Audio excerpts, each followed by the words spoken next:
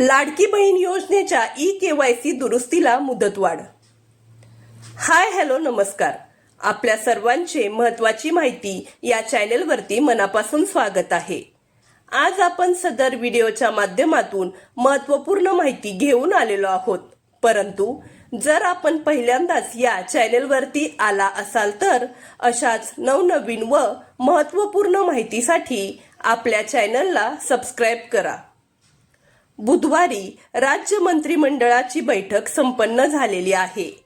या बैठकीमध्ये राज्याच्या महिला व बालविकास मंत्री आदिती तटकरे यांनी लाडकी बहीण योजनेबाबत महत्त्वाची अपडेट दिलेली आहे।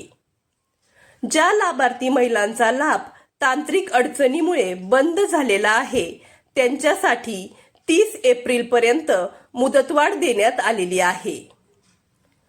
अनेक महिलांनी केवायसी करताना केली चूक।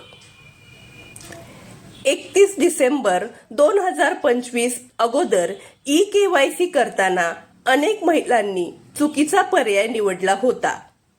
यामध्ये महिलांनी लाभार्थ्यांच्या कुटुंबातील सदस्य नियमित किंवा कायम कर्मचारी अथवा कंत्राटी कर्मचारी म्हणून सरकारी विभागात असतील किंवा सरकारी उपक्रम मंडळ, भारत सरकार अथवा राज्य सरकारच्या स्थानिक संस्थेमध्ये कार्यरत असतील तर त्यांना लाभ मिळत नाही।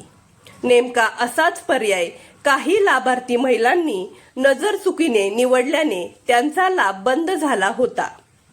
त्यामुळे शासनाने पुन्हा या महिलांसाठी साधारण 2 महिन्याचा अवधी उपलब्ध करून दिला होता। ती मुदत वाढवून 31 मार्च पर्यंत करण्यात आली होती। हीच मुदत आता पुन्हा 1 महिन्याने वाढवण्यात आलेली आहे। आता 30 एप्रिल पर्यंत लाडक्या बहिणींना केवायसी करता येणार आहे। ही अंतिम मुदत देण्यात आलेली असून आता प्रक्रिया पूर्ण केली नाही तर लाडक्या बहिणींना बंद झालेला लाभ पुन्हा सुरू होणार नाही। राज्य मंत्रिमंडळाच्या बैठकीनंतर मंत्री आदिती तटकरे यांनी याबाबत माहिती दिलेली आहे। चला तर मग भेटूया पुढच्या व्हिडिओमध्ये। नमस्कार।